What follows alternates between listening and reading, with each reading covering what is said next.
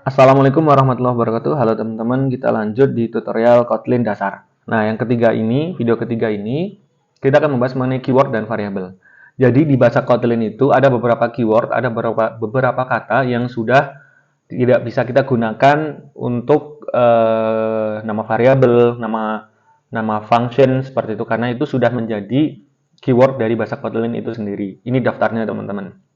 Nah, teman-teman udah nggak bisa menggunakan kata ya sebenarnya kita atau kata lah paling enaknya kata ini menjadi nama variabel atau nama function yang akan teman-teman bikin. Jadi teman-teman harus menggunakan nama lain. Nah ini daftarnya teman-teman.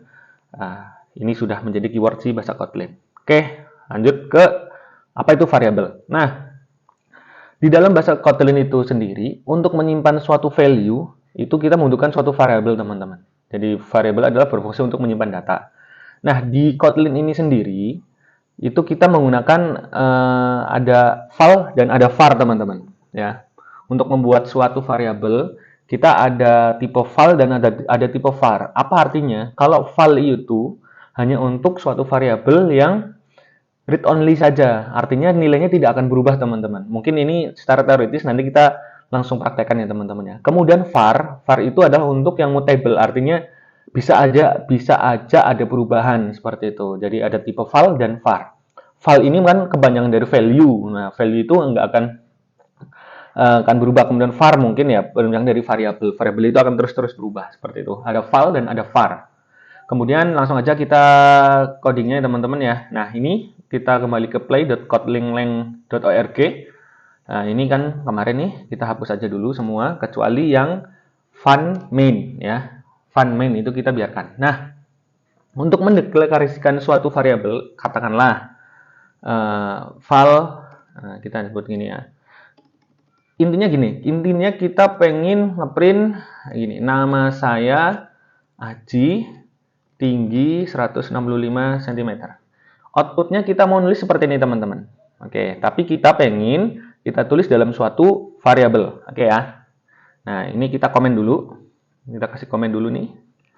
Nah, gimana kita menyimpan data si Aji dan si tinggi ini menjadi suatu diassign ke suatu variabel. Nah, seperti ini.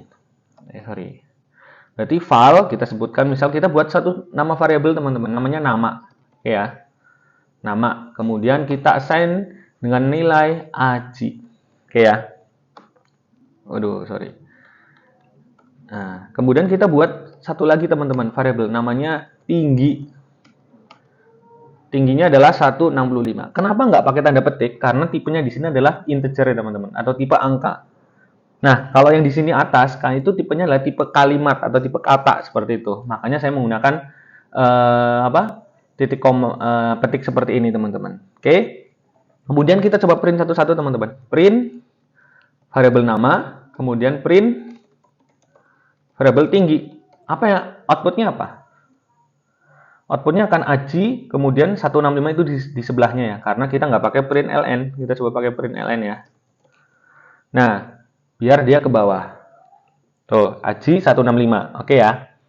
Jadi sekarang variabel, kita sebut ini variabel. Variabel nama itu mempunyai tipe val, artinya dia hanya read only, seperti itu. Dia hanya bisa dibaca, seperti itu. Nah, misalnya nih, di sini kita saya pengen mengubah si nama ini ya, si variabel nama menjadi nama saya seperti itu.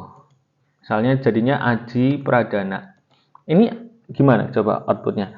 Ini nggak bisa teman-teman karena di sini tipenya adalah val. Val itu artinya untuk read only saja, hanya untuk dikasih satu inisialisasi dikasih nilai di awal, terus kemudian nilai awal itu akan tetap sampai kapanpun seperti itu teman-teman. Nah, solusinya gimana? Nah, ini kita coba ubah menjadi var, teman-teman. Oke ya. Kita ubah coba var. Oke, ini kita komen dulu. Kita kasih komen. Kalau seperti ini, kira-kira outputnya apa? Outputnya sama aja, teman-teman. Jadi ada Aji dan ada 165. Seperti itu. Yang membedakan apa? Yaitu ketika misal saya pengen mengedit nama saya. Gitu loh. Ya, sorry, ini bukan nama saya, sorry. Maaf. Nama, kemudian Aji Pradana seperti itu. Saya pengen panjangin nama. Sorry yang tadi salah ya, bukan nama saya, harusnya variabel tetap nama. Nah, ini akan menjadi aji pradana karena dia dieksekusinya dari atas, teman-teman. Pertama, variabel nama ini berisinya aji, kemudian variabel tinggi berisinya 165. Nah, karena si nama ini variabelnya itu bertipe var, var artinya bisa mutable, dia bisa berganti nilai. Saya kasih nama lengkapnya Aji Pradana seperti itu. Nah, maka yang nama tadi yang pertama udah dikasih Aji nih seperti itu, dia akan ke-replace menjadi Aji Pradana. Makanya di sini ketika diklik print ln itu menjadi Aji Pradana, bukan sudah tidak Aji lagi seperti itu, teman-teman. Nah, kemudian contoh misal tinggi ini. Tinggi ini saya mengalami kenaikan tinggi. Misalnya saya menjadi 170 cm seperti itu. Apakah bisa seperti ini? Nggak bisa, teman-teman. Karena apa? Itu tipenya, si tinggi ini tipenya val. Val itu udah dia 165 tetap 165 sampai kapanpun seperti itu. Nah, solusinya gimana kalau misalnya saya pengen variabel tinggi ini mengalami perubahan? Kita ubah menjadi var. Nah, kita ubah. Oke, setelah var ini diubah, maka si tinggi ini menjadi 170 karena tadi tinggi pertama udah 165, kemudian saya mengalami kenaikan tinggi nih, dikasihlah dikoreksi seperti itu ya, atau di edit nilainya menjadi 170, maka sekarang tinggi itu menjadi nilainya adalah 170, seperti itu, teman-teman. Oke ya, sampai sini mungkin bisa dipahami ya, perbedaan var dan val. Tapi kalau misalnya saya nggak ada perubahan nama, nggak ada perubahan tinggi, kita langsung deklarasikan sebagai val saja, teman-teman. Biar di sini langsung Aji 165 seperti itu. Oke ya. Jadi kita bisa sebelum kita membuat suatu variabel atau sebelum ngoding itu, kita harus bisa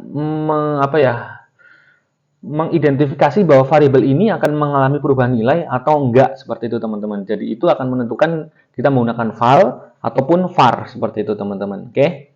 Kenapa ini menjadi penting ya? Karena nanti ketika misalnya kita membangun suatu project yang sudah besar, teman-teman, misalnya katakanlah misalnya kita ada user ID seperti itu, teman-teman. Nah, user ID itu tipenya yang nggak bisa berubah, dirubah-rubah seperti itu, teman-teman. Makanya kita akan mendeklarasikan sebagai var seperti itu. Ini contoh saja. Tapi kalau misalnya kita mendeklarasikan var seperti itu, kemudian nanti ada developer lain yang join, oh bahwa kayaknya user ID ini kok dikasih var, berarti dia bisa berubah. Nah, ternyata si developer lain itu memberikan fungsi untuk merubah user ID seperti itu. Nah, itu kan bisa jadi masalah juga untuk pengembangan sistem kedepannya seperti itu ya. Jadi val dan var ini bisa dipahami ya, teman-teman ya.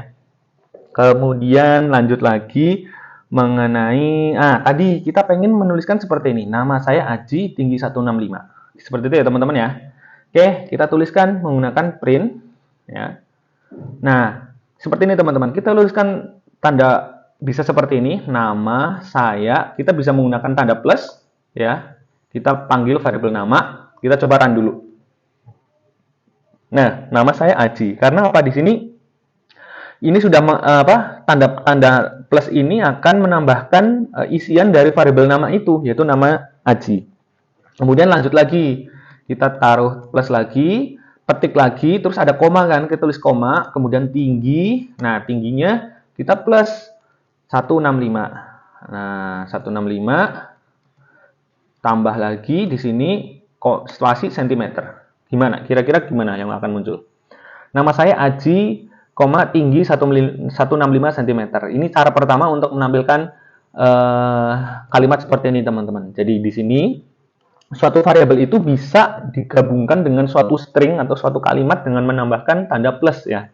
Plus di sini dia berfungsi bukan sebagai operator penjumlahan, tapi di sini sebagai lebih ke menambahkan kata seperti itu, teman-teman, di dalam suatu kalimat. Nah, seperti itu. Nah, cara yang kedua bisa kita pakai menggunakan dolar, teman-teman. Nah, ini yang paling sering digunakan, yaitu kalau kayak gini kan ribet ya, plus kemudian perlu tahu yang ini. Nah, kita menggunakan yang gini, teman-teman. Tanda petik, tulis saja nama saya, kita menggunakan dolar, kita panggil variabel nama. Oke.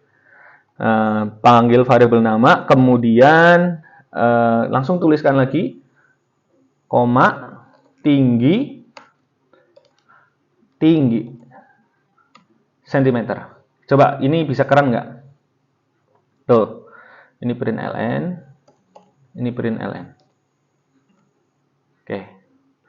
Apa perbedaannya teman-teman? Jadi di sini saya langsung memanggil si variabel nama ini teman-teman, tapi menggunakan dolar. Jadi saya kasih tahu ke Kotlin bahwa nama ini bukan string loh, seperti itu. Bukan kalau kecuali kalau saya hapus nih. Dolarnya saya hapus. Nah, di sini maka akan menuliskan nama teman-teman. Tapi kalau saya kasih dolar, ini menandakan bahwa ini suatu variabel yang ada di atasnya.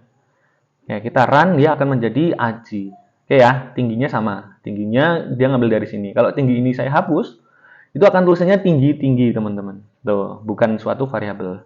Kalau saya kasih dolar, dia akan menjadi 165 cm. Oke, sampai sini mungkin bisa dipahami ya teman-teman ya. Untuk menampilkan kalimat seperti ini, nama saya Aji tinggi 165, bisa dengan dua cara. Cara pertama menggunakan plus seperti ini. Cara kedua langsung menggunakan dolar. Oke, untuk yang pertama ini video yang tentang variabel mungkin cukup sampai sekian. Semoga bisa dipahami ya teman-teman. Oke, jangan lupa like, subscribe, dan sebarkan channel saya ke teman-teman yang lain.